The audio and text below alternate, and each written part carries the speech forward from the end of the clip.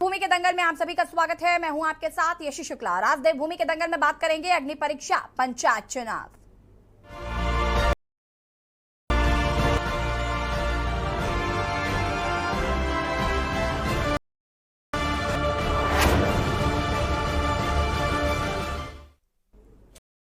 विधानसभा चुनाव में 47 सीटें जीतकर भाजपा ने एक ऐतिहासिक जीत प्रदेश के अंदर दोबारा सत्ता पाकर की है।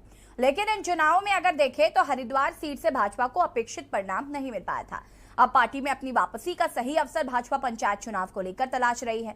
पंचायत चुनाव में भाजपा हरिद्वार में अपने वर्चस्व को साबित करने के अवसर में लगी हुई है और यही वजह है कि पार्टी ने चुनावी ऐलान से पहले ही जिले में अपनी सियासी चौरस पिछानी शुरू कर दी है। लगातार भाजपा पार्टी अन्य दल बसपा और कांग्रेस के हाल ही में 40 से अधिक स्थानीय नेताओं को अपने गुट में शामिल कर चुकी है। वही भाजपा अब अपने पक्ष में पहले से ही इस तरीके का वातावरण बनाकर पंचायत चुनाव में जीत हासिल का संदेश देना चाहती है। अब देखने वाली बात यह होगी कि अब पंचायत चुनाव में भगवा बुलंद हो पाएगा या नहीं। चर्चा इसी पर अग्नि परीक्षा पंचायत चुनाव की पहले रिपोर्ट।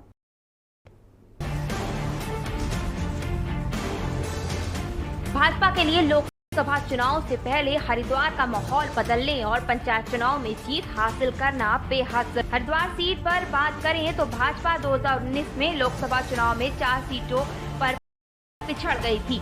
वहीं अब 2022 के विधानसभा चुनाव में 5 सीटों पर बढ़त मिली, लेकिन हरिद्वार ग्रामीण में पराजय का सामना करना पड़ा। पार्टी इस पर आगे का हिसाब पंचायत चुनाव में मेहनत का प्रयास कर रही है। अब नेताओं को भाजपा में शामिल कर हरिद्वार के सांसद डॉक्टर रमेश पोखरियाल निशंक कर रहे हैं। 2022 में जो हरिद्वार जिला पंचायत है, जिला पंचायत भले ही क्योंकि वो छोटा चुनाव होता है, प्रधान का होता है, क्षेत्र पंचायत का होता है, तो हम लोग कई बार टिकट देते भी हैं और कई बार टिकट नहीं भी देते हैं और बैनर पर हम चुनाव नहीं लड़ते। तो इसलिए उसका आंकलन करना वो उचित नहीं है। आंकलन इस बात का करिए कि सारे लोग अब अध्यक्ष भाजपा की माने तो तमाम तैयारियां चुनाव को लेकर पूरी कर ली हैं। पूर्व में ही नुकसान की भरपाई पूरी करने के लिए हर एक कार्यकर्ता अपने क्षेत्रों में लगा हुआ है। साथ ही पार्टी के लोग मानते हैं कि यह चुनाव उनकी प्रतिष्ठा को मजबूत करने में अहम है और इस चुनाव को सेमीफाइनल के तौर पर भाजपा देख रही है। हमारे कार्यकर्ता लगातार निरंतर जन सेवा हैं, जनता की सेवा में जुटे रहते हैं, इसलिए पंचायतों के चुनाव को लेकर हमें कोई चिंता नहीं है। हाँ, पूर्व में निश्चित तौर पर जिला हरिद्वार में हमें कम सीटें मिली, उसका आंकलन भी पार्टी ने किया और 2024 के चुनाव में उस कमी को दूर करते हुए हम निश्चित तौर पर हरिद्वार लोकसभा पुनः जीतेंगे और भारी बहुमत के साथ जीतेंगे।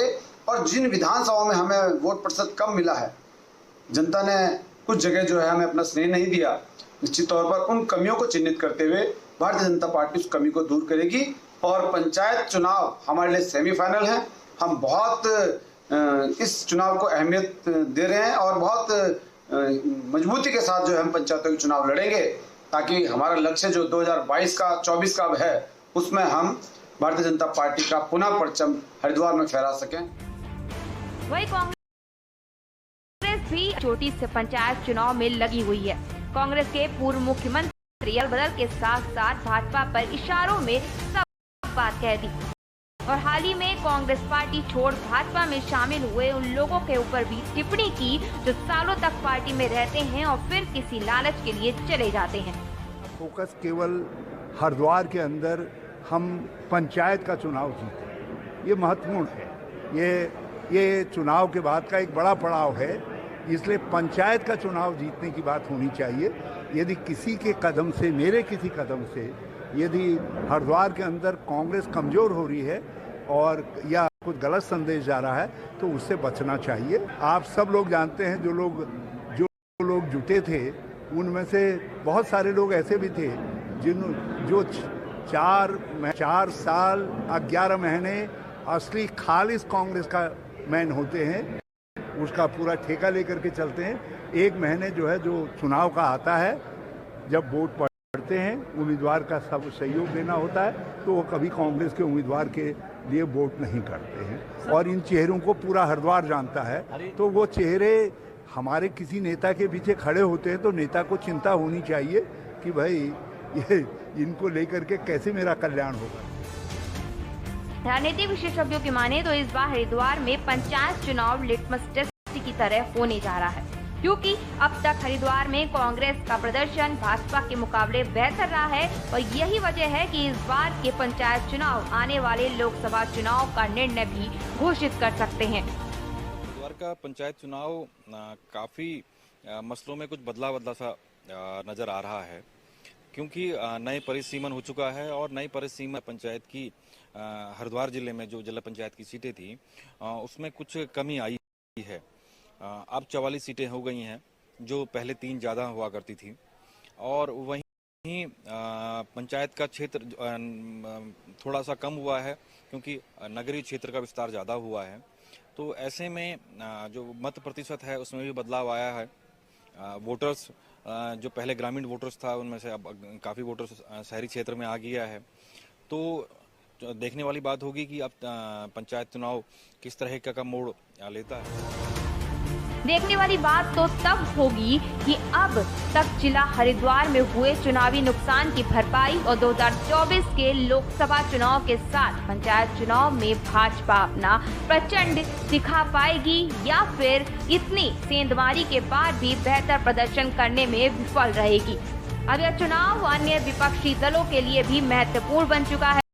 अभी तक चुनावी भूमिका मजबूत रही है। देहरादून से राजेश वर्मा की रिपोर्ट।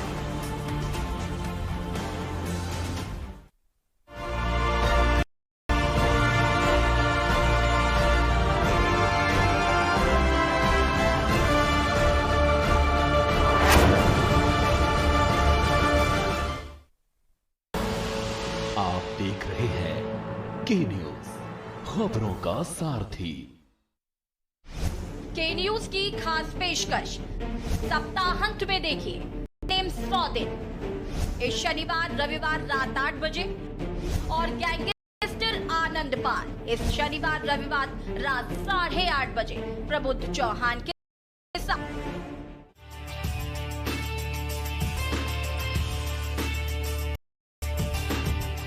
दोस्तों, आपने अपनी जिंदगी में बहुत से ऐसे ब्रिज देखे होंगे। पृथ्वी पर कुछ एडवांस टेक्नोलॉजी द्वारा बनाए गए ऐसे कमाल के ब्रिज भी हैं, जिन्हें देखने के बाद आप सोचने पर मजबूर हो जाएंगे कि आखिर इन्हें बनाया कैसे गया होगा।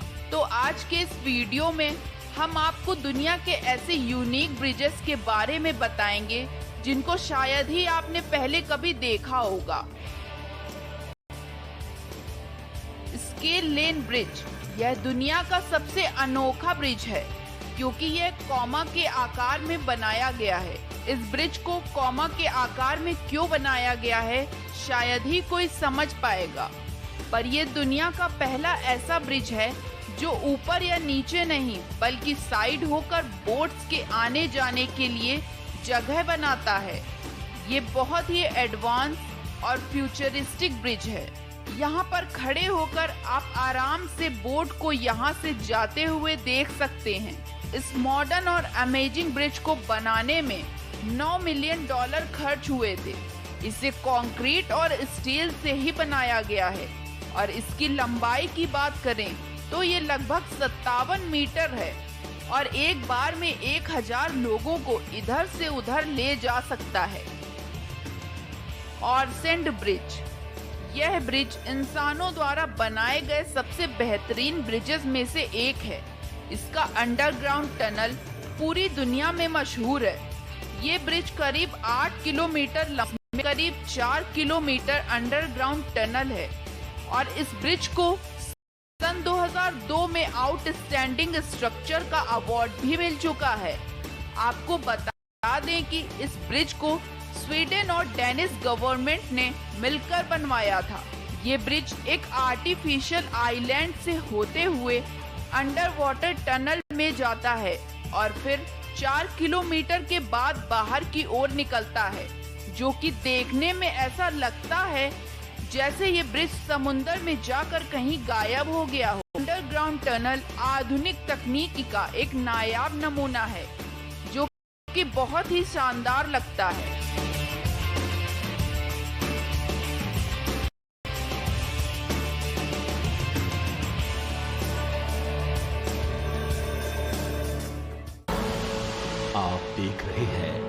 के न्यूज खबरों का।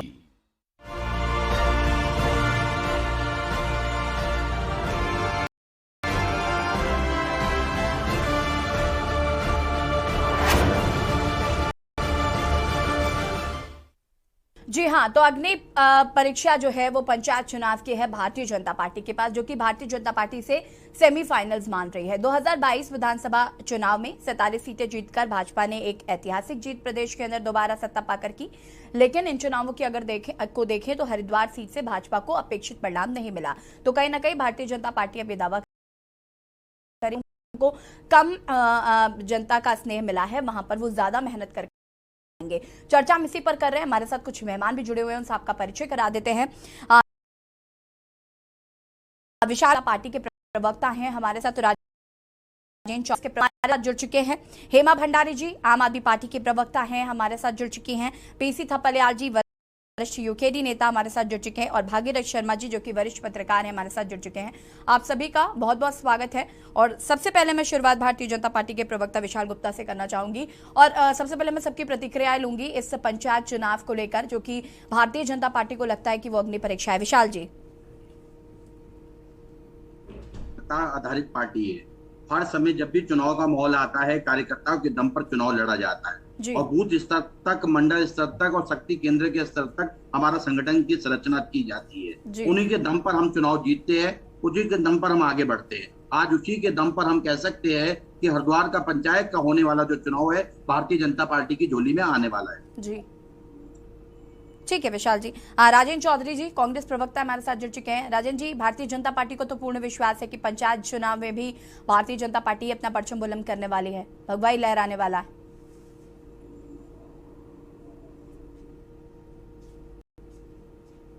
राजेंद्र जी, आप खुद को अनम्यूट करें, आपकी आवाज नहीं आ पा रही है।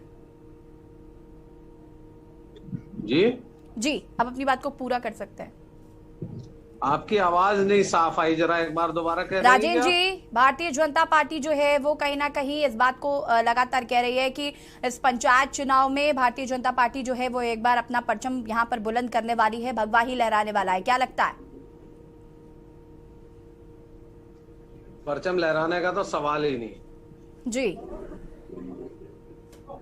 हमारे यहाँ जिस तरह से ग्रामीण क्षेत्रों में किसान, मजदूर और युवा जी, ये तीनों जो हैं परेशान हैं, इनकी आर्थिक नीतियों से, बेरोजगारी से, और किसान अपनी फसलों के दामों की वजह से।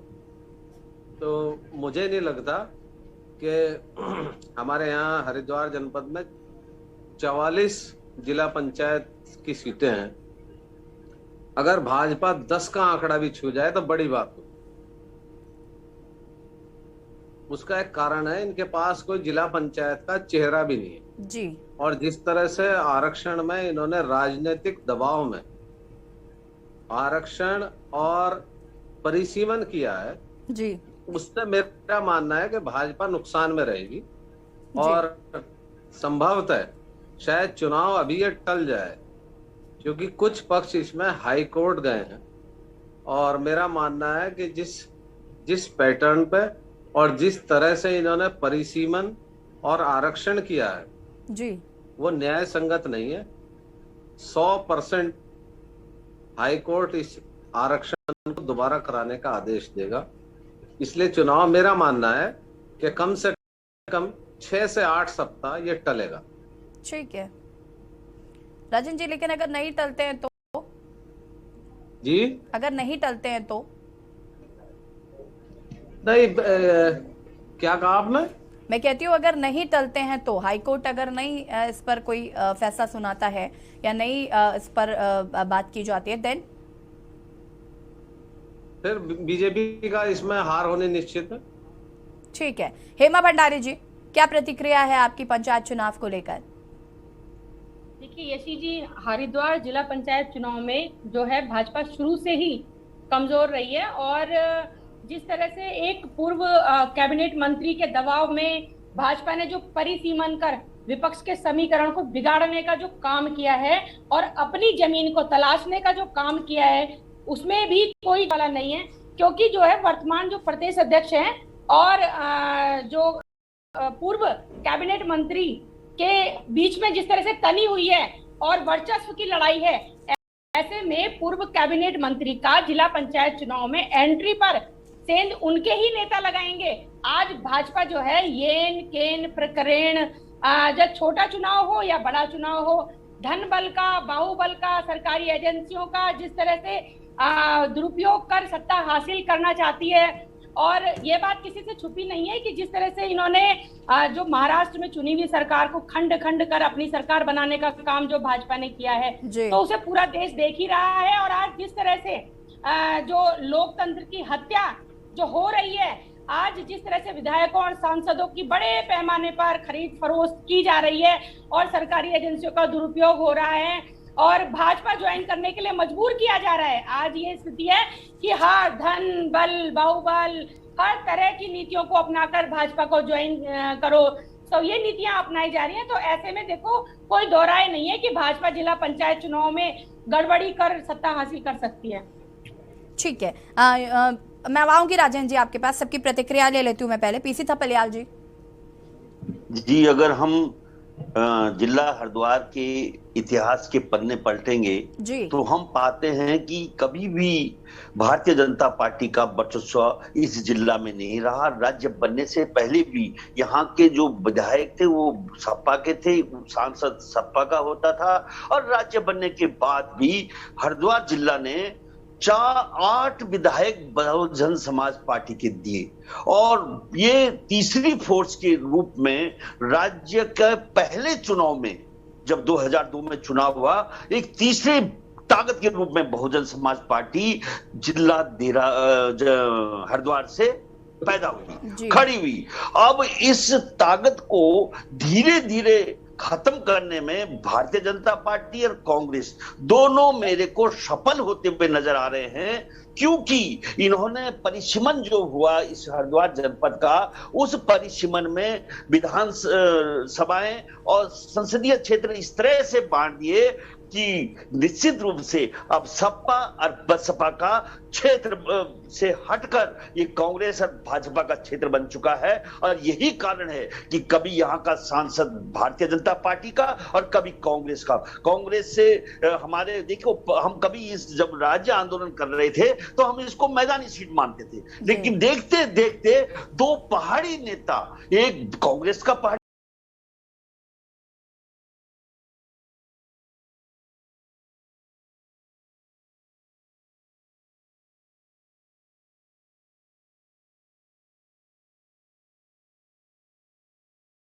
मानी जाती रही है। तो जब कांग्रेस ने इनको समेटा, लेकिन भारतीय जनता पार्टी चुनावी जीवी है। इनके प्रधानमंत्री से लेकर और गृह मंत्री तक क्लासरूम में, यानी प्रधान के चुनाव में भी ये हेजिटेट नहीं करेंगे, क्योंकि विधानसभाओं में आते रहे। ये हो सकता है कि पंचायत चुनाव में भी आए और प्रधानों को बोले कि हमें वोट दो, क्योंकि उत्तराखंड में कोई चेहरा इनके पास तो है नहीं। अब ले देखे जो चेहरा, जो सांसद इनके पास रमेश निशंक है, बेचारा वो वहां से भेजा हुआ, जो जिसको ये कैबिनेट मंत्री से पिटाई लगाकर वापस भेज दिया, जिसका मुख्यमंत्री का वर्चस्व जो पहले था वो खत्म होते हुए उसका आखिरी गढ़ है ये हरिद्वार, इसलिए वो यहाँ पे उछलता कूदता हुआ नजर आ रहा है। लेकिन हम देखते हैं कि ये जो लड़ाई है ये आसान नहीं है भारतीय जनता पार्टी की। आप एक विधायक, निर्दलीय विधायक वहां से जीत रहा है और वो इर्द गिर्द भारतीय जनता पार्टी के उछल कूद मचा रहा है, क्योंकि उसका अपना हित वहां नजर आ रहा है। लेकिन जब हम जनता के ऊपर नजर लगाते हैं तो जनता इस समय भारतीय जनता पार्टी और कांग्रेस के बीच में एक जंग के रूप में हम इसको देखेंगे। ये मेरे को लगता है भारतीय जनता पार्टी, क्योंकि सत्ताधारी पार्टी है और सत्ताधारी पार्टी के हमेशा और नेचुरल फ्लो जो पंचायतों का होता है सत्ताधारी की तरफ होता है, क्योंकि वही बेचारे उनको फंड देते हैं, उन्हीं के विधायक, उन्हीं की सरकारें उनको फंड देती है। तो पलिया जी, कहीं ना कहीं आप मानते हैं कि भारतीय जनता पार्टी का वर्चस्व कायम हो सकता है? बिल्कुल हुआ, सत्ताधारी ठीक है, ठीक है, क्योंकि ठीक है। तो इन्होंने पंचायतों को अधिकार तो दिया नहीं है।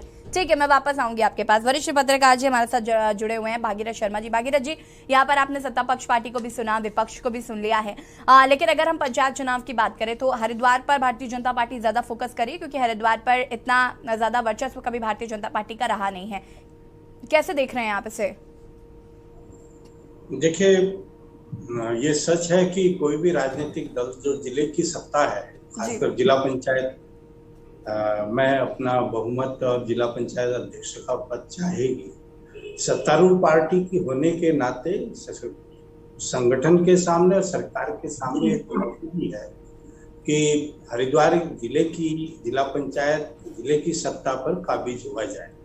लेकिन इससे पहले अब जो इधर से उधर और दूसरी पार्टियों से कुछ लोग, अभी जैसे बताया आपने भी कि 40 लोग आ गए, अब 12 लोग आ गए, अब इतने आ गए, ये एक माहौल बनाने का प्रयास है जी। लेकिन अभी हमें ये नहीं भूलना चाहिए कि जो हाल ही में जो विधानसभा चुनाव हुए, भारतीय जनता पार्टी ने 5 सीटें 2017 के मुकाबले गंवा दी जी।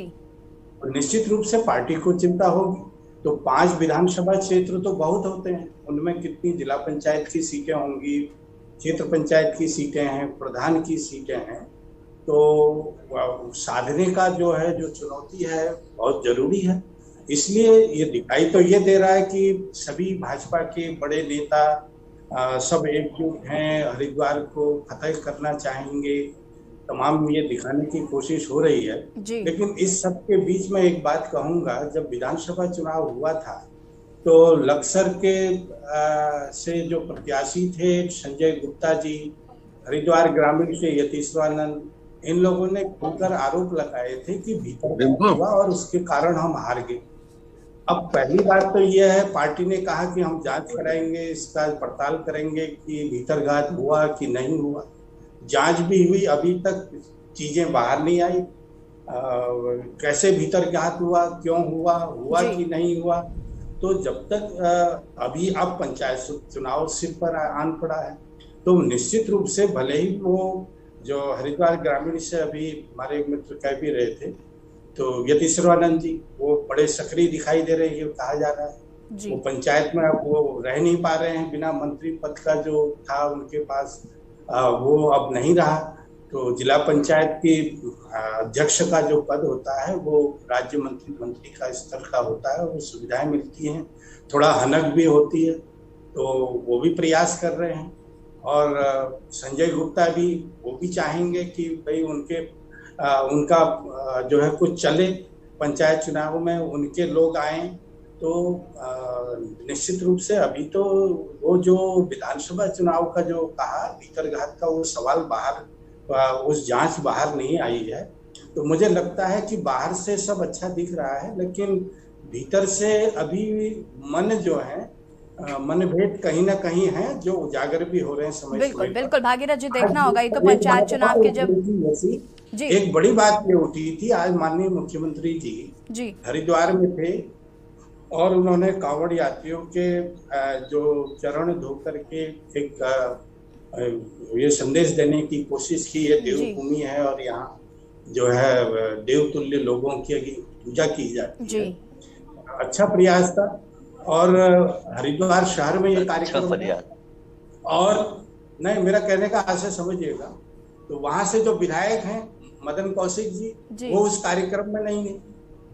तो पिछले भी कई कार्यक्रम ऐसे हुए जिसमें मदन कौशिक जी मुख्यमंत्री जी के कार्यक्रम में नहीं दिखाई दिए। करीब करीब मैं समझता हूँ कई बार पिछले 4 महीने में मुख्यमंत्री जी कई बार वहां गए, तो बुगाहट होती है, चर्चा होती है। मेरा कोई वो व्यक्तिगत भागीरथ जी बिल्कुल, तो कहीं ना कहीं आपके अकॉर्डिंग भी कांग्रेस में तो गुटबाजी होती है, तो कहीं ना कहीं भारतीय जनता पार्टी में भी अभी गुटबाजी देखने को मिल रही है। चर्चा को आगे बढ़ाएंगे, आप सभी हमारे साथ बने रहिए। रुकेंगे छोटे से ब्रेक के लिए, ज्वाला हाजिर होते हैं।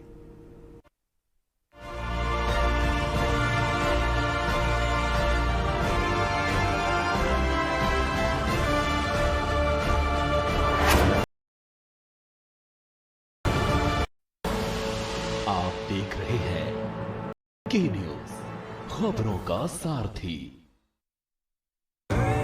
देखें कौन नया खिलाड़ी आया है,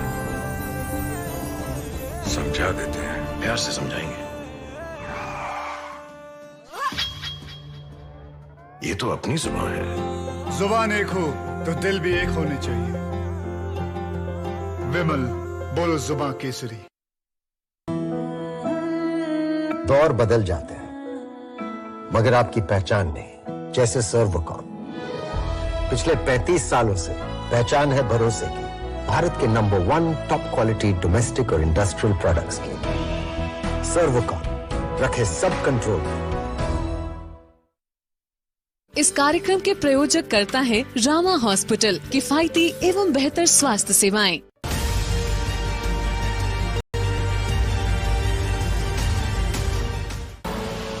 आप देख रहे हैं के न्यूज, खबरों का सारथी।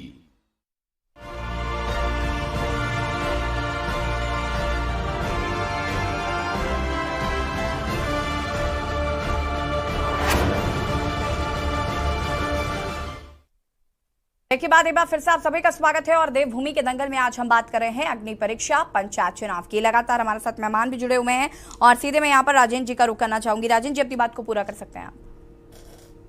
यशी, मैं 2 मिनट में ही जी इस डिबेट का निचोड़ आपको देना चाहूंगा। जी, ग्रामीण अंचलों तो में, राजेंद्र जी आपको लास्ट में लूं मैं? मेरी आवाज आ रही है? जी राजेंद्र जी, लास्ट में सुनूं मैं आपको, फिर अगर आप निचोड़ अभी दे देंगे तो। अभी तो काफी समय है। जरा विशाल भाई के लिए कुछ कहना जरूरी है और अदर पैनलिस्ट के लिए भी। जी, ग्रामीण अंचलों में भाजपा के पास कोई ऐसा काम नहीं है जिसे लेके जाए, नंबर 1। नंबर 2, ये इलेक्शन ईवीएम से नहीं हो रहा है, ये बैलेट से हो रहा है। जी। नंबर 3, ये इलेक्शन जो है स्थानीय समस्याओं और उनके निराकरण को लेके हो रहा है। जी। ये किसी बहाव में नहीं हो रहा, किसी सरकार में। नंबर 4, जो सबसे महत्वपूर्ण है, जी, कि इस समय भाजपा की सरकार राज्य में भी है, केंद्र में भी है। ठीक। उनके पास डंडा भी है, उनके पास मोहर भी है, उनके पास मुद्रा भी है। और दूसरी चीज, हमारे यहाँ सबसे ज्यादा सीटें कांग्रेस की आएंगी। दूसरे नंबर पे, जैसे थपलियाल जी कह रहे थे, मेरा भी आंकलन है, मैं पंचायत की राजनीति से बहुत दिनों से जुड़ा हुआ हूँ। दूसरे नंबर पे बसपा और निर्दलीय आएंगे। जी। लेकिन जब प्रशासन का दबाव पड़ेगा तो बसपा भाजपा को समर्थन करने के लिए बाध्य हो जाएगी और धन बल का बहुत बड़ा खेल होगा। मेरा ये मानना है जी कि कोई भी व्यक्ति चेयरमैन बने जिला पंचायत का, ब्लॉक प्रमुख बने, मैं भी पंचायत चुनाव में भाग ले रहा हूं, लेकिन क्षेत्र का विकास होना चाहिए, आम आदमी की समस्याओं का निराकरण होना चाहिए, ना कि उन्हें जो है धक्का और धोखा ये नहीं मिलना चाहिए। दुर्भाग्य से 1.5 साल में जिला पंचायत के चुनाव न होने से ग्रामीण क्षेत्रों का विकास रुका हुआ है। अगर आपका चैनल मुझे सुबह इस डिबेट के बारे में बता देता जी, तो मैं आपको 10 ऐसी वीडियो भेज सकता था जो पंचायत में प्रतिनिधि ना होने के कारण जी लोगों के घर नहीं बन पाए, शौचालय नहीं बन पाए, काम रुका पड़ा था। जी। और मेरा ऐसा मानना है कि भाजपा जन बल से तो नहीं बन पाएगी और धन बल से बन सकती। ठीक है राजेंद्र जी, विशाल जी से मैं इसका जवाब लूंगी। विशाल जी। हाँ जी, बोलिए। जी, आपने यहाँ पर राजेंद्र जी को सुन लिया है? शुक्ला जी, मैंने सभी पार्टी के अपने जो पदाधिकारी यहाँ उपस्थित है, प्रवक्ता है, उन्होंने हर विषय को लिया है। मुझे लगता है कि खाली केवल इनका एक मोटिव है, भारतीय जनता पार्टी जीत नहीं रही है जी। लेकिन इनकी पार्टी जीत रही है नहीं जीत रही, इस पर इनका कोई रिसर्च नहीं है। भारतीय जनता पार्टी कभी भी किसी को देखकर नहीं चलती। भारतीय जनता पार्टी कार्यकर्ता आधारित पार्टी है। आपको भारतीय जनता पार्टी को हराएंगे तभी तो राजेंद्र जी जीतेंगे, कांग्रेस जीतेगी। तो पहले आपको हराएंगे ना वो तो। शुक्ला जी, भारतीय राजेंद्र जी आती हूँ मैं। काम को मैं तो किसी भी रणनीति के अनुसार भारतीय जनता पार्टी चुनाव जीतने के लिए चुनाव लड़ती है। यह भारतीय जनता पार्टी का एजेंडा है, पार्टी की रणनीति है, पार्टी की अपनी काम संरचना है, पार्टी के अपने कार्यकर्ताओं की भूमिकाएं हैं, पार्टी में जो विशेष पदाधिकारी है उनकी एक संयोजित तरीके से, योजनाबद्ध तरीके से चुनाव को कैसे जीता जाएगा, ग्रामीण क्षेत्र में हमारी क्या स्थिति रहेगी, शहरी क्षेत्र में हमारी क्या स्थिति रहेगी, हम लोकसभा में क्या रहे, हम विधानसभा में क्या रहे। और आज जो लोग हमारे साथ जुड़े हैं, जिसमें अंतरिक्ष सैनी जैसे व्यक्ति जो भारतीय जनता पार्टी के कार्यकर्ता थे, किसी कारण भूलवश वो किसी और पार्टियों में गए, लेकिन आज सुबह का दूल्हा शाम को घर वापिस आया। वो अंतरिक्ष सैनिक जी हमारी पार्टी के अंदर आए हैं। आज हमें लगता है कि भारतीय जनता पार्टी मजबूत हुई है उस क्षेत्र के अंदर, और भारतीय जनता पार्टी पंचायत की अच्छी से अच्छी सीटें जीतने के लिए कामयाबी हासिल करेगी। राजेंद्र जी, नहीं, मैं ये पूछना चाहता हूँ विशाल भाई से जी कि 44 के बोर्ड में क्या भाजपा 23 सीटें जीत रही है? बिल्कुल जीत रही है। अगर 23 जीतेगी तो जो है हम अपनी हार स्वीकार करें। अगर 23 सीट भाजपा जीत जाए तो मैं आपके चैनल के माध्यम से कह रहा हूँ जी, क्योंकि जिला पंचायत का चुनाव पार्टी सिंबल पे होगा जी, पार्टी समर्थित प्रत्याशी चुनाव लड़ेंगे। अगर भाजपा का क्लियर मेजोरिटी आ जाए तो विशाल जी, मैं जो कहोगे आप, मैं बहुत बड़ी बात नहीं कहता, मैं वो हारने के लिए तैयार हूँ। दूसरी चीज यशी, मैं एक चीज और कहना चाह रहा था जी कि 1.5 साल में जिन समस्याओं से लोग रूबरू हुए हैं जी, क्योंकि हम पंचायत ना होने की वजह से लोगों बच्चों के वो नहीं बन सके प्रमाण पत्र, जी जाति प्रमाण पत्र। ये तो विशाल जी बताएंगे ना। विशाल जी, आप जरा विशाल जी का तो सेट फॉर्मूला है। उत्तर प्रदेश की तरह के विपक्ष के लोगों का नामांकन ही ना होना चाहिए। विशाल जी कह तो रहे हैं कि वो लड़ने के लिए, वो जीतने के लिए चुनाव लड़ते हैं, उनके पास धन बल है, उनके पास बाहुबल है।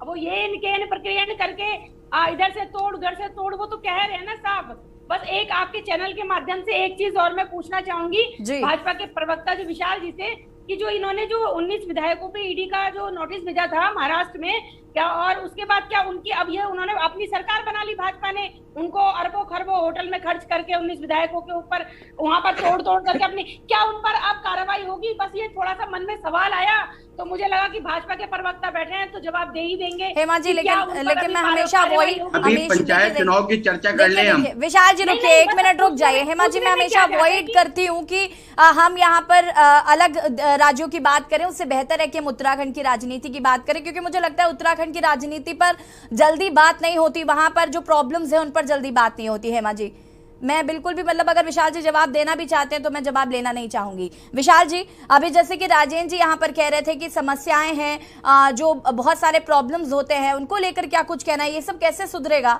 और आप जीतेंगे कैसे भाई? जब अगर इतनी समस्याएं हैं जैसे कि राजेंद्र जी बता रहे हैं, तो जब इतनी समस्याएं हैं तो कैसे जीतेंगे आप? इसी तपलियाल जी कह रहे हैं कि भाई आप तो सत्ता में हैं, इसलिए आप जीत जाएंगे, जो उनका आकलन कहता है। कुछ सही कहा आपने। 2022 में माननीय पुष्कर सिंह धामी जी युवा मुख्यमंत्री के रूप में हमें एक होनार तो विशाल जी से पहले जो मुख्यमंत्री थे वो क्या थे फिर? नहीं विशाल जी, एक मिनट, अगर पुष्कर सिंह धामी जी ने ही सब कुछ किया है तो आप मुझे बताइए इससे पहले मुख्यमंत्री क्यों लाए गए फिर? तीरथ सिंह रावत, त्रिवेंद्र सिंह रावत, इनका क्या औचित्य था फिर? अगर इतना ही आपको लगता है कि धामी जी ही सब कुछ कर रहे हैं तो विशाल जी के बारे में पूरा देश चिंता करता है। नहीं, चुनाव विशाल भाई, चुनाव पूर्व कैबिनेट मंत्री जी लड़वा रहे हैं या प्रदेश अध्यक्ष जी? भारतीय जनता पार्टी या दोनों एक दूसरे के उम्मीदवार? भारतीय जनता पार्टी, केवल भारतीय जनता पार्टी। यहाँ पर हरिद्वार में एक दूसरे को हराने का ही तो काम करेंगे। अभी ये लोग संभाल ही नहीं पा रहे अपने प्रदेश अध्यक्ष को और पूर्व कैबिनेट मंत्री को। हमारी पार्टी की चिंता बहुत है आप लोगों को। बिल्कुल बिल्कुल, अभी तो आप लोग धन्यवाद, आपका बहुत बहुत धन्यवाद। हमारी पार्टी की चिंता करते रहे, आपका बहुत बहुत आभार, बहुत बहुत धन्यवाद। विधानसभा चुनाव में भी आपको देखने को मिला होगा कि यहाँ से हार कैसे हुई आपकी। तो अब जो है पंचायत चुनाव में भी तो सेंधमारी दोनों ही कर रहे हैं ना। अब आप देखिए ना कि किस तरह से अभी आप ही के, कोई दूसरा नहीं हराएगा। आपके जो ग्राम पंचायत के चुनाव में आपके ही लोग हराएंगे, क्योंकि उन दोनों की तो अब अपनी वर्चस्व की लड़ाई चली रही है। आपने सेटिंग तो नहीं करी उनसे? अरे उन दोनों ने आपस में ही कर ली होगी। हार वालों देखो, सेटिंग तो किससे करते हैं? देखिए वो कर रहे होंगे ना, किसी को फंडिंग करेगा एक दूसरे के हराने के लिए।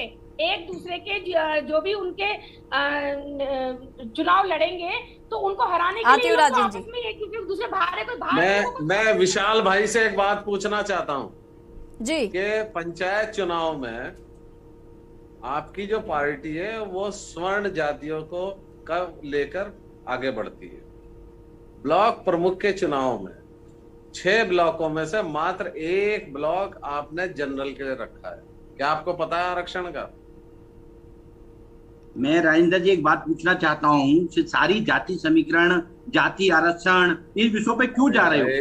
भारतीय जनता पार्टी सबका साथ, सबका विकास, सबका विश्वास, सबके प्रयास के साथ चुनाव लड़ती है। इसी 4 एजेंडे के साथ चुनाव में उतरा जाएगा और चुनाव जीता जाएगा। माननीय सुप्रीम कोर्ट, और कोई विषय ही नहीं हमारे पास। एक सेकंड में कहना चाहूंगा हेमा, एक सेकंड।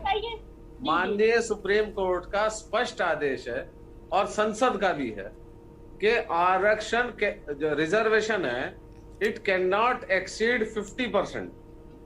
और आपका जो रिजर्वेशन है ब्लॉक प्रमुख के लिए वो 6 में से 1 है जनरल, सिर्फ एक खानपुर ब्लॉक, और खानपुर ब्लॉक में जनरल की वोटें सबसे कम है। आपने 6 में से 3 पिछड़ी जाति के लिए कर दिए, 2 अनुसूचित कर दिए। 3 का मतलब है 50% फॉर ओबीसी और 40% जो है that is for schedule caste. तो ये वायलेशन है रिजर्वेशन एक्ट का, पंचायत राज एक्ट का। और यशी मैं आपके चैनल के माध्यम से कहना चाहूंगा विशाल भाई, पंचायत राज एक्ट जो 1953 में आया वो ग्रामीण अंचलों को सशक्त करने के लिए लाया गया। इस तरह से जिस तरह से 1.5 साल तक और चुनाव नहीं हुए, माननीय उच्च न्यायालय नैनीताल के हस्तक्षेप से चुनाव हो रहा है। यशी जी, सरकार की इच्छा नहीं है इस चुनाव को कराने की। ये 1.5 साल का जो खामियाजा आम आदमी ने भुगता है और जिस तरह से आरक्षण और परिसीमन हुआ है जी, मेरा मानना है कि इसमें नुकसान होगा बीजेपी को। और बीजेपी वैसे भी, जैसे थपलियाल जी कह रहे थे और भगीरथ शर्मा जी ने भी कहा कि हरिद्वार जनपद में 8 विधानसभा क्षेत्र ऐसे हैं जिनमें नगर निगम नगर पालिका क्षेत्र नहीं है जी। उन 8 में से 7 सीटें कांग्रेस के पास और बसपा के पास हैं, और कई सीटों पे तो इनकी स्थिति बहुत ज्यादा खराब है, जैसे खानपुर है, झबरेड़ा है, ज्वालापुर है जी, मंगलौर है। तो कोई आंकड़ा, कोई समीकरण, कोई काम इनका ऐसा नहीं दिखाई दे रहा जिसमें लगे कि विकास हो। मैं भी ऐसा मानता हूं कि भाजपा का अगर बोर्ड बनता है अगर, तो शायद डेवलपमेंट हो जाए, लेकिन भाजपा का जो बोर्ड बन रहा है वो बैकडोर से बन सकता है, जनता नहीं बना रही। अगर 23 सीट इनकी जीत के आ जाए, मैं राजनीति से संन्यास ले। अरे राजेंद्र चौधरी जी, पीसी तपलियाल जी, देखिए जिला पंचायत जो अध्यक्ष है वो हमेशा पैसे के बल पे बनता है, और पैसा इस समय भारतीय जनता पार्टी के पास है। क्योंकि जो मैं पहले भी कहा है कि हरिद्वार परंपरागत ये यहाँ पे बहुजन का प्रभाव था, और बहुजन जिस तरह से मायावती तपलियाल जी माफ कीजिएगा, मैं यहाँ पर आपको रोक रही हूँ, उसके बाद मैं सीधे आपका ही रुख करूंगी। आपको चमोली की कुछ तस्वीरें दिखा देते हैं जहाँ पर पुलिया टूट गए हैं और कुछ लोग यहाँ पर फंसे हुए हैं। एसडीआरएफ की टीम यहाँ पर मौजूद है, ये तस्वीरें आप देख सकते हैं। ये पुलिया टूट चुकी है, लोग किस तरीके से यहाँ पर एसडीआरएफ की टीम मौके पर मौजूद है, उनको रेस्क्यू यहाँ पर किया जा रहा है।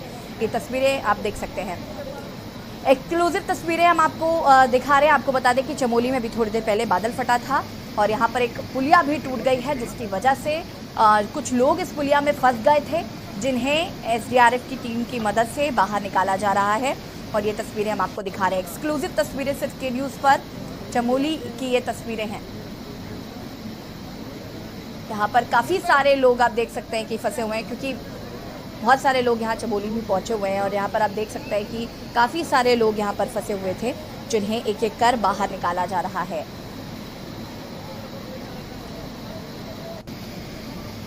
चमोली की एक्सक्लूसिव तस्वीरें हम आपको दिखा रहे हैं। पुलिया टूटने की वजह से यहाँ पर लोग फंस गए थे और अब उन्हें एक एक करके बाहर निकाला जा रहा है।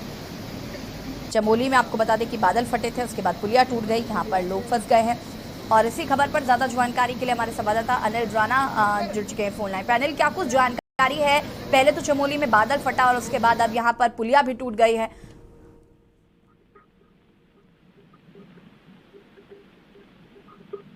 अनिल, आपको आवाज आ रही है हमारी? जी आपको बता दें कि आज करीब यहाँ भारी बारिश के बाद जो घाघरा है, फूलों की घाटी का जो रास्ता है, वहाँ पे भारी बारिश के बाद जो नाले है उसमें उफान आ गया और ज्यादा पानी के कारण यहाँ पर्यटक जो फंस गए थे उनको पुलिस विभाग द्वारा एसडीआरएफ की टीम और वन विभाग द्वारा रेस्क्यू किया गया है और उन्हें सकुशल यहाँ पे गोविंद घाट है वहाँ पहुंचाया गया है। जी अनिल, यहाँ पर कितने लोग लगभग फंसे हुए थे, इसको लेकर क्या कुछ जानकारी मिल पाई है और सभी लोगों को बाहर निकाल लिया गया है क्या? अभी तक ताजा अपडेट क्या मिल पा रहे हैं? जी बिल्कुल बता दें कि लगातार जो चमोली है, चमोली के ऊंचाई वाले भागों में भारी बारिश हो रही है और आपको बता दें कि यहाँ पे जो चार धाम यात्रा है, बद्रीनाथ यात्रा होगी, साथ में हेमकुंड के साथ साथ फूलों की घाटी यहाँ पे स्थित है। तो यहाँ पे जो यात्रियों की संख्या है वो इस वर्ष बढ़ी हुई है और लगातार पुलिस प्रशासन और जो पर्यटन विभाग है वो भी काम कर रहे हैं। आपको बता दें कि जो यहाँ पे उफान है, इस नाले में 50 से ऊपर करीबन जो लोग हैं वो फंसे हुए थे। 100 के करीबन हम कह सकते हैं कि करीबन लोग फंसे थे जिनको सकुशल यहाँ पे रेस्क्यू विभाग द्वारा किया गया। जी अनिल जी, किसी तरीके की कोई जनहानि की सूचना तो नहीं है? आपको बता दें कि फिलहाल हमारे पास कोई भी जनहानि की सूचना नहीं है। यहाँ पे तत्परता से और लोगों को बचाया गया। जी ठीक है अनिल, बहुत बहुत शुक्रिया आपका तमाम जानकारी के लिए। और ये एक्सक्लूसिव तस्वीरें हम आपको दिखा रहे हैं। चमोली में बादल फटने से टूटी पुलिया। कागरिया ये जगह है जो कि हेमकुंड साहिब की यात्रा के लिए रास्ता होकर गुजरता था। यहाँ पर पुलिया टूट गई। करीब फूलों की घाटी के लिए भी ये रास्ता था और यहाँ पर पुलिया टूटी। करीब 100 से ज्यादा लोग यहाँ पर फंसे हुए थे जिन्हें एक एक कर सकुशल बाहर निकाल लिया गया है। किसी तरीके की कोई जनहानि की खबर नहीं है। चमोली में बादल फटने से टूटी पुलिया और ये तस्वीरें आप देख सकते हैं। यहाँ पर मौके पर तमाम अधिकारी भी मौजूद हैं जो कि एक एक कर सभी लोगों को बाहर निकाल रहे हैं। चमोली में बादल फटने से टूटी पुलिया और यहाँ पर 100 से भी ज्यादा लोग फंस गए थे जिनको एक एक कर सकुशल बाहर निकाल लिया है।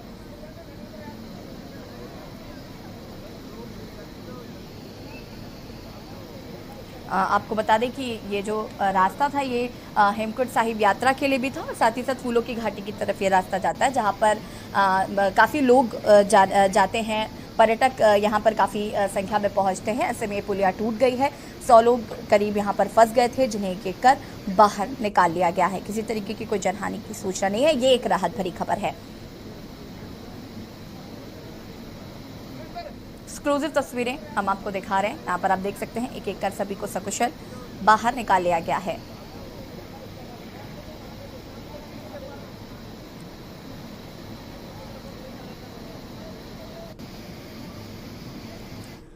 और देवभूमि के दंगल में लगातार बात कर रहे हैं अग्नि परीक्षा पंचायत चुनाव की और लगातार हमारे साथ मेहमान जुड़े हुए पीसी थपेलिया जी, अपनी बात को पूरा कर सकते हैं आप। जी मैं ये कह रहा था कि जिस तरह से मायावती जी इस समय राष्ट्रपति चुनाव के दौरान में भी सीधा सीधा भाजपा के पाले में खड़ी हुई नजर आई है जी। और जिस तरह से उसको पूरा भय दिखा दिया गया है कि अगर तू जरा मुंह खोलेगी तो ईडी खड़ा है, सीबीआई खड़ी है, तमाम ताकतें जो भारतीय जनता पार्टी की मूल ताकतें। देखिए थपेलिया जी, अभी भी हाथी के जो बागी लोग हैं वो वैसे भी भारतीय जनता पार्टी में को समर्थन दे रहे हैं। कांग्रेस के भी जो कुछ बागी हैं वो भी वहां पर पहुंच रहे हैं। अब तक समर्थन भारतीय जनता पार्टी को दे रहे हैं। करीब 40 लोग हो चुके हैं अब तक। बिल्कुल वही तो मैं कह रहा हूं कि इस समय जो रुझान दिखाई दे रहा है, लेकिन इस रुझान में जो इनकी परेशानी जो है कि मुख्यमंत्री वर्सेज जो हमारा निशंक जी हैं, निशंक जी अपना वर्चस्व दिखाना चाहेंगे और वो इस लड़ाई में मुख्यमंत्री को यहाँ से बाहर रखना चाहेंगे। इसीलिए कल मुख्यमंत्री को काली पांव धो के आना पड़ा। ये कोई बात है कि एक मुख्यमंत्री पांव धोने लग गया, उससे क्या हासिल करेगा मेरे को नहीं मालूम। लेकिन थपेलिया जी, लेकिन हम हर चीज को राजनीति से भी क्यों जोड़कर देखें? अगर ये उनकी आस्था हो तो, अगर वो चाहते हो वाकई, अगर वो चाहते हो कि भाई कांवड़िया आए हैं इतनी दूर से आ रहे हैं। थपेलिया जी एक सेकेंड रुकिए, मेरी पूरी बात तो सुन लीजिए। अगर वो वाकई चाहते हो, अगर उनकी श्रद्धा हो, उनकी आस्था हो, वो चाहते हैं कि कांवड़िया इतनी दूर से आते हैं, एक आस्था के साथ आते हैं, तो अगर उनके पैर धोकर उन्होंने उनके पैर धोए और उनको पटका पहनाया, रुद्राक्ष की माला पहनाई, तो इसमें बुराई क्या है? हर चीज को हम राजनीति से क्यों जोड़े? थपेलिया जी रुकिए, विशाल जी आऊंगी मैं आपके पास। मैं ये बोल रहा हूं कि ये आस्था नहीं मानी जा सकती। चलो मैं ये कह रहा हूं कि जिस तरह से वहां पे इवन जो इंडिपेंडेंट कैंडिडेट है वो उसका झुकाव भी भारतीय जनता पार्टी की तरफ है, जो कानपुर से जीता हुआ है इस समय। तो जिस तरह से जो पलड़ा भारी भारतीय जनता पार्टी का नजर आ रहा है, क्योंकि मायावती जो काली का रूप होती थी, जो कभी तिलक तराजू और तलवार कहकर एक राजनीति में तलवार खींचती थी, वो अब लक्ष्मी रूपेण हो चुकी है। और उस लक्ष्मी रूपेण का पूरा रुझान आत्मसमर्पण भारतीय जनता पार्टी जो धनबली है, जो लखपति है, जो धनपति, उनके आगे वो समर्पित है और उस समर्पण का फायदा इनको मिलेगा ही मिलेगा। दूसरी ओर हम देखते हैं कि जितनी विपक्षी दल है उनके लिए कांग्रेस का खत्म होना बहुत जरूरी है। अगर आम आदमी पार्टी चाहेगी तो वो सबसे पहले कमजोर करेगी कांग्रेस को। अगर दूसरे जितने भी दल हैं वो कांग्रेस को ही खत्म करना चाहेंगे और भारतीय जनता पार्टी के पक्ष में जिस तरह से वहां पे, क्योंकि बसपा जो है, बसपा का बहुत अच्छा वोट बैंक है। हमने देखा कि किस तरह से वहां से 2-2 विधायक उनके जीत के आए। ये कम बात नहीं है, इसको नजरअंदाज नहीं किया जा सकता कि अभी भी बसपा का बहुत बड़ा वोटर है। ये दीगर बात है कि इन्होंने परिसीमन करके उनको छिन्न भिन्न कर दिया है और जो पहाड़ी बहुल्य समाज जो पहाड़ों से पलायन होकर हरिद्वार में आ गया है, वो इनकी मूल ताकत है, क्योंकि पहाड़ का वोटर पूरे हिंदुत्व के नाम पे। पहले जी विशाल जी कुछ इसका जवाब दे रहे थे, मैं विशाल जी का भी रुक करना चाहूंगी। विशाल जी, इसके बाद हेमा जी मैं आपके पास आऊंगी और भगीरथ जी फिर मैं आपके पास आऊंगी। हेमा जी माफ कीजिएगा, विशाल जी। प्रयाग जी जो मुख्यमंत्री का विषय लिया था उस पर मैंने उनको बता दिया है कि अध्यात्म नगरी के अंदर एक प्रदेश का मुख्यमंत्री, हिंदू राष्ट्र, हिंदुस्तान में रहने वाला व्यक्ति कावड़ियों के चरण छूता है, धोता है, उनको मान सम्मान करता है। कोई इसमें अपराध नहीं किया उसने, पहली बात। ठीक है, मैंने आस्था बता दी विशाल जी। तो उसमें रमेश पोखरियाल निशंक जी क्या कर रहे थे? अभी तक तो रमेश पोखरियाल निशंक जी कहीं नजर नहीं आ रहे थे, आज क्यों नजर आ रहे हैं यहाँ पर? विशाल जी जवाब दीजिए। 1 मिनट थपलियाल जी। विशाल जी, मेरा सवाल आपसे था, जैसे कि मैंने कहा कि धामी जी की आस्था हो सकती है, ठीक है, लेकिन रमेश पोखरियाल निशंक जी क्या कर रहे थे वहां पर? ऐसे तो वो कहीं नजर नहीं आते। रमेश पोखरियाल निशंक जी वहां पर क्या कर रहे थे? वो भी तो वहां पर मौजूद थे। जो मुख्यमंत्री, बड़ा मुख्यमंत्री अपनी स्थिति कर रहा है, वहां पे काम कर रहा है, उनकी सेवा में रमेश पोखरियाल जी की अपनी जिम्मेदारी, सब अपने अपने कामों में लगे। भारतीय जनता पार्टी का हर कार्यकर्ता अपनी अपनी जिम्मेदारी और जवाबदेही तय करके। जी आप कब धोने जा रहे हो पाँव, आप ये बता दो। आप बताइए ना थपराज जी, आपके धोने कब आना है? आप बताइए ना कब धोने आना है? भगवान विशाल जी ठीक बात है, ठीक है, ठीक है, ठीक है, कुछ नहीं किया जा सकता। ठीक है, हेमा जी। यशी जी मैं आपको बता देती हूँ कि विशाल जी उसका जवाब नहीं दे पाए हैं, लेकिन मैं उसका जवाब जरूर दूंगी कि निशंक जी पहले तो जो है हरिद्वार के सांसद, और पूरे कोरोना काल पीरियड में उन्हें हमें टॉर्च लेके ढूंढना पड़ा, बहुत ढूंढा हमने, लेकिन निशंक जी नजर नहीं आए। जब चुनाव थे उससे पहले वो हर घर में हर किसी को कहते थे कि हाँ मैं तुम्हारे घर आऊंगा, तुम्हारे क्षेत्र में आऊंगा। उन्होंने खूब चक्कर काटे, लेकिन जीतने के बाद उन्होंने बिल्कुल हरिद्वार वालों को शक्ल तक नहीं दिखाई अपनी। लेकिन अब उनको पता है कि दोबारा से यहाँ उन्होंने पैर रखना है, दोबारा चुनाव आने वाले हैं, तो अब धीरे धीरे वो अपनी यहाँ पर सक्रियता दिखा रहे हैं। दूसरी बात रही कि चरण धोने की, तो चरण धोना बहुत अच्छी बात है, लेकिन उनके लिए व्यवस्था सबसे ज्यादा जरूरी है। जो कांवड़िया आए हैं, जिस तरह से यहाँ पर, मैं हरिद्वार में ही रहती हूँ, और जिस तरह से उनके लिए जो शौचालयों का बिल्कुल सुचारू रूप से नहीं है, महिलाओं के लिए विशेषकर यहाँ पर अच्छी व्यवस्था नहीं है। जो व्यवस्था खड़े किए हुए हैं उनको उन पर भी ध्यान नहीं दिया जा रहा है। तो पहले उस व्यवस्था को सुधारें। जो कांवड़िया करोड़ों की तादाद में यहाँ पर आ रहे हैं, उस व्यवस्था को सुधारें, और घुमा फिरा के हर डिबेट को लाके जो है धर्म का और वो करके ऐसे मुद्दे से ना जोड़ें। यहाँ पर चल रही है बात चुनाव की, तो चुनाव में तो इनको पता ही है कि इन्होंने जो समीकरण है वो बिगाड़ ही चुके हैं ये। और जिस तरह से अब ये कह रहे हैं कि अगर बिल्कुल निष्पक्ष वैसे चुनाव होता है, अगर बिल्कुल पारदर्शिता के साथ चुनाव होता है और ईमानदारी के साथ चुनाव होता है, तो भाजपा एक भी सीट नहीं लेके आ सकती, क्योंकि बसपा का बाहुल्य ज्यादा है। लेकिन ये तो होगा ही नहीं ना, धन बल बाहुबल ये निकेन प्रकरण, हमें तो जीत हासिल करनी है, कुछ भी हो जाए। तो ये है इनका चाल चरित्र और चेहरा। विशाल जी क्या जवाब देना चाहते हैं भट्टाचार्य जी की बात का? आरोप लगाना कितना आसान है। चाल चरित्र चेहरे पर आरोप लगा दिया। भारतीय जनता पार्टी चुनाव जीतेगी और दम के साथ जीतेगी, अपने कार्यकर्ताओं के दम पर जीतेगी। ठीक है, लेकिन जो विकास की बातें हो रही है उनका क्या विशाल जी? जो विकास नहीं हुआ अभी तक, जो जिनका जिक्र लगातार हेमा जी कर रहे हैं या राजेंद्र जी अभी कर रहे थे, थपलियाल जी भी कर रहे हैं कि जो विकास अभी तक नहीं हुआ अब कैसे होगा? भारतीय जनता पार्टी सब चीजों को पाटते हुए चुनाव जीतेगी और भारतीय जनता विशाल जी क्या आप रेटा जवाब उतनी देर से दे रहे हैं? भारतीय जनता पार्टी जीतेगी, भारतीय जनता पार्टी जीतेगी। मैं विकास की बात कर रही हूँ, आप भारतीय जनता पार्टी जीतेगी। विशाल जी बस करिए। 40 मैंडेट आया है। अरे शुक्ला जी बताइए, प्रदेश में सरकार किसकी बनी है? कितने दिन हुए चुनाव हुए हुए? विशाल जी इसका मतलब ये नहीं है कि आप रट्टा मारेंगे। विशाल जी इसका मतलब ये नहीं है कि आप रट्टा मारेंगे यहाँ पर बैठकर। हर कोने ने दिया है। मैं यहाँ पर विकास की बात कर रही हूँ, आप मुझे लगातार बता रहे भारतीय जनता पार्टी बहुमत से जीतेगी, भारतीय जनता पार्टी बहुमत से जीतेगी। अपनी रणनीति के अनुसार चुनाव जीतेगी, रणनीति के साथ चुनाव में जाएगी। अच्छा रिजल्ट नहीं है भारतीय जनता पार्टी का, पता है आपको? विधानसभा चुनाव में कौन सा अच्छा रिजल्ट है? आप कह रहे हो जीती है। लोकसभा में क्या हुआ था? उसी के अकॉर्डिंग लोकसभा में क्या हुआ था? इसीलिए तो ढूंढना पड़ा। लोकसभा में क्या हुआ था? इसीलिए तो विधानसभा की चर्चा करते हो, लोकसभा की करो ना। भागीरथ जी लोकसभा में क्या हुआ था? अंतिम प्रतिक्रिया में आपकी ऐसा नहीं है, आप चिंता ना करो। मैं आपकी लूंगी, लेकिन उससे पहले मैं विशाल जी से एक सवाल पूछना चाहती हूँ। विशाल जी मुझे बताइए जरा, हरिद्वार पर आप ज्यादा फोकस कर रहे हैं, आप इसको सेमीफाइनल्स मान रहे हैं पंचायत चुनाव को, तो जरा मुझे ये बताइए कि अगर आप इस तरीके से जवाब देंगे, रट्टा मारकर यही बात कहेंगे कि नहीं भारतीय जनता पार्टी जीत रही है, तो ऐसे कैसे जीतेंगे आप? मैं विकास की बात करना चाहती हूँ आपसे और आप बार बार जीत का रट्टा लगा रहे हैं। ना करें, भारतीय जनता पार्टी कैसे चुनाव जीतेगी, कैसे हारेगी, उसकी चिंता सब लोगों को है। भारतीय जनता पार्टी अपने एजेंडे पे चुनाव लड़ेगी, अपने एजेंडे को समक्ष रखेगी, के साथ चुनाव जीतेगी। चलिए ठीक है, विशाल जी मान लेते हैं। भागीरथ जी। हाँ छपियाल जी धनबल। भागीरथ जी जनबल। यशी जी इनको जो है एक चिप विशाल जी के पास ना एक चिप फिट कर दी गई है भारतीय जनता पार्टी की तरफ से। उस चिप में सिर्फ एक ही 2 वर्ड जीतेगी। वही मैं बोल रही हूँ कि आपके अंदर एक चिप फिट कर दिया गया है, आपको बस ये बोलना है जीतेगी। धन का प्रयोग करे, बल का अरे ठीक है हेमा जी रुक जाइए, मुझे अंतिम प्रतिक्रिया भागीरथ जी की लेनी। भागीरथ जी देखिए, ये पंचायत चुनाव ग्रामीण अंचलों के लिए होता है।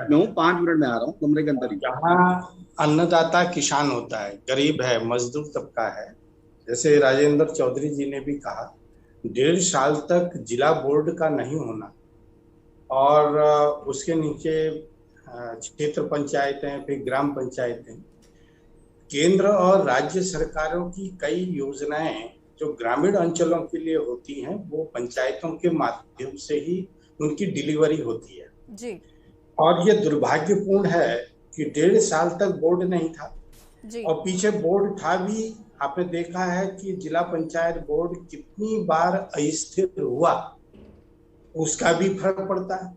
जिला योजना के अंतर्गत जो कार्य होते हैं ग्रामीण अंचलों के लिए, वो उनका पालन जिला बोर्ड में ही होता है। तो ब्लॉक स्तर से भी काम होते हैं, ग्राम पंचायत में प्रस्ताव बनते हैं, वहां से वो ब्लॉक जाते हैं, जिला पंचायत जाते हैं। तो निश्चित रूप से मैं ये समझता हूँ कि ग्रामीण अंचलों में बहुत गतिरोध आया होगा। इन 1.5 साल कम नहीं होते जी। और क्योंकि मैं हरिद्वार में मेरी परिवार रहती है तो मैं गांव में भी जाता रहता हूँ। आज बारिश हुई है, मैं ज्यादा नहीं कहता, राजेंद्र चौधरी जी बैठे हैं जी। और उनको बहुत समझ है इस चीज की। और कई गांव में भी देखेगा पूरा जलमग्न होंगे जितने भी जो गांव को। बिल्कुल भागीरथ जी, तो कहीं ना कहीं भारतीय जनता पार्टी को विकास पर बात करनी चाहिए। और माफी चाहूंगी आपको बीच में रोक रही हूँ क्योंकि समय की भी बहुत कमी है। फिलहाल आप सभी का बहुत बहुत शुक्रिया चर्चा में शामिल होने के लिए। और आपको बता दें कि एक तरफ जहां भारतीय जनता पार्टी लगातार इस बात को कह रही है कि पंचायत चुनाव पर वही फतह हासिल करेगी, तो वहीं विपक्ष का कहना है कि भारतीय जनता पार्टी ऐतिहासिक जीत हासिल नहीं कर सकती है। देखना होगा कि पंचायत चुनाव में क्या कुछ रिजल्ट आते हैं। फिलहाल देवभूमि के दंगल में इतना ही। देखते रहिए के न्यूज़ इंडिया। नमस्कार। इस कार्यक्रम के प्रायोजक करता है गोल्डी हिंग, कण कण में जान।